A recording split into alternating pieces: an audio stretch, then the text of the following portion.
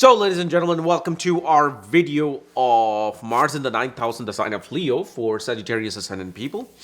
As in, what happens when Mars is sitting in the ninth house in the sign of Leo while it rules the 12th house and the fifth house. And as always, if you do not know if you have this particular position, what sign it's in, what nakshatra it's in, along with all your astrological details, check out the links here, astrology.com, where you'll find my books, reports, consultations, and link to my academy, Maghavedic Astrology Academy, where I'm currently showing not just wristwatch and wealth, but also smartphone Vastu, which is more important than your actual Vastu.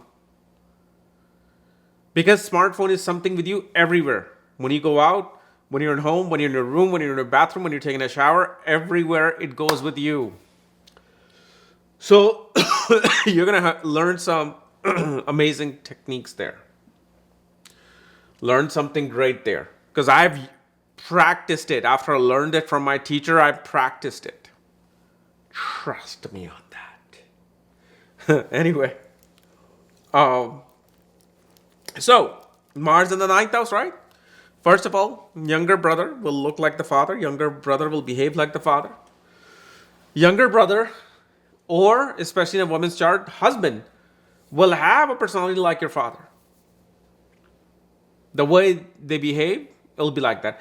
Such people get ingrained with family values very quickly, and they are the ones that are going to stand up and fight for the family values. Now, family values could be great, right? Like you're doing all kinds of religious activities, you're doing donations, you're a scientist, you're discovering the next cure for something before the big pharma shuts you down. Or you're Michael Corleone. Because, hey, it doesn't matter. Going from olive oil to,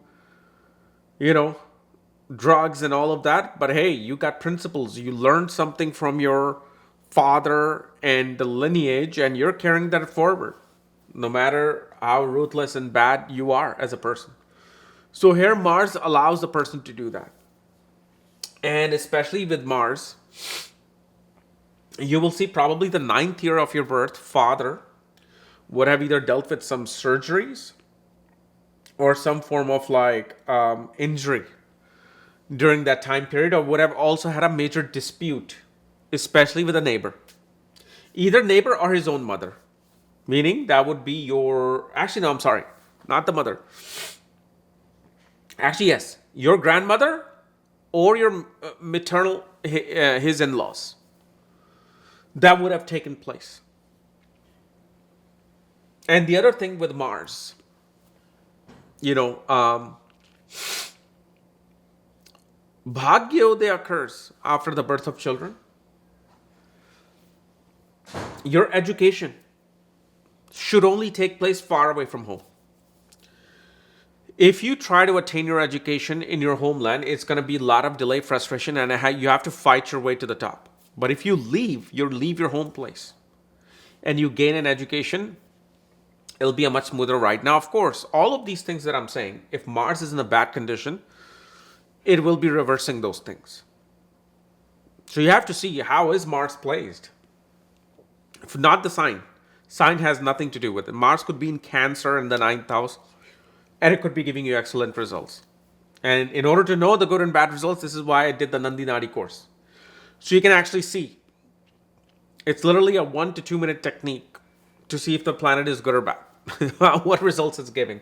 See, you want to know the easiest technique to knowing if your Mars is good or bad? Do you have a younger brother? Okay. Do you have a good relationship with a younger brother? Great. If none of those things are there, how's your teeth? Teeth in good condition? Great. You have brother-in-law? Younger in age with you? How's your relationship with them? Great. If it's not, make relationship with them great, and all the misalignment of Mars becomes great. That's what happens. You will also see if your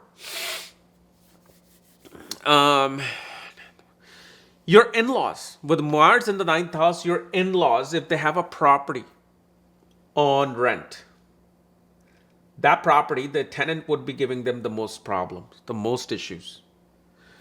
it'll be causing all kinds of legal issues for them, or would have occupied the property, okay, as well. Mars in the ninth house, you will find gurus and teachers, okay, who are going to be very direct and straightforward with you, very short with you. They won't like to have many discussions with you. They'll tell you just focus on this one line. Like, you want to learn wisdom, they're not going to give you a lecture. They're going to give you one line, and they're going to tell you to contemplate on it. That's the type of teacher and guru you meet. And usually with Mars in the ninth house, you will see great bhakts. God, I forgot the name. Oh my God. No, it's not Hanuman. Okay, it's not Hanuman. It's not Narasimha. It's on tip of my tongue. And I'm just... Got it.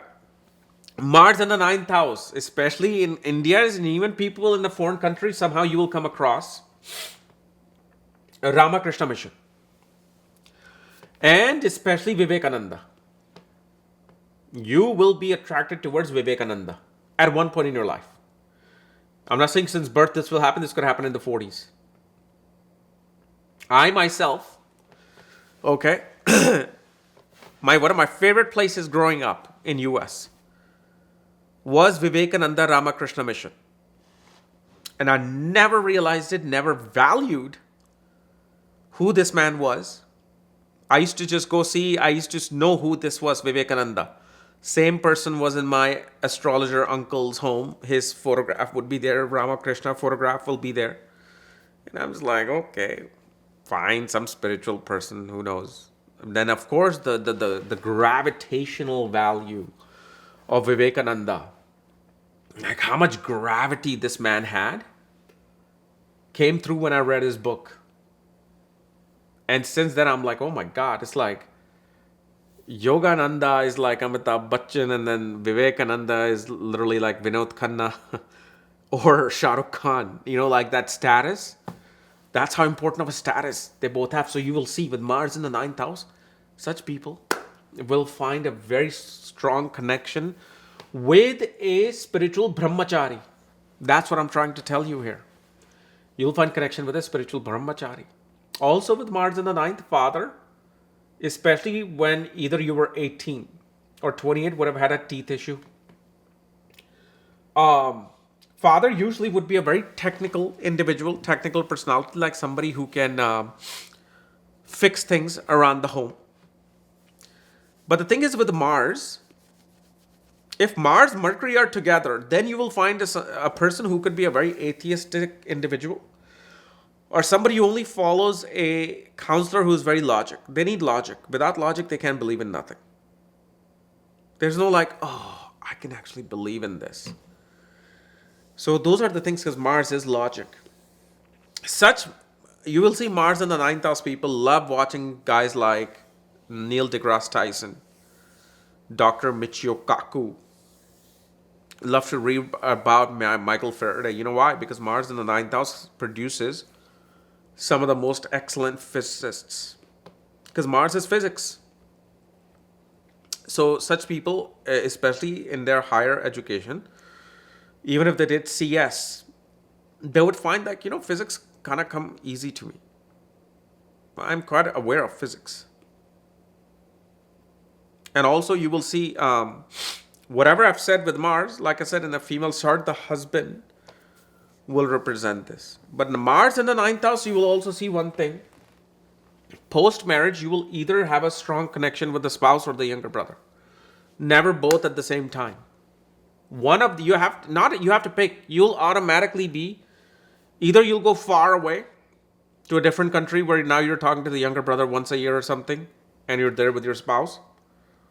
Otherwise, let's say a girl, when they get divorced, then the relationship with the brother becomes great. Or they come near the brother. It's never the same. Okay. So anyway, guys, this was my analysis of Mars in the ninth house for Sagittarius Ascendant people. If you're new to my channel, subscribe below. So it means this type of videos. If you want to know where your Mars is placed along with all your astrological details, check out the links here, chaosastrology.com. Otherwise, I will see you tomorrow. Bye-bye.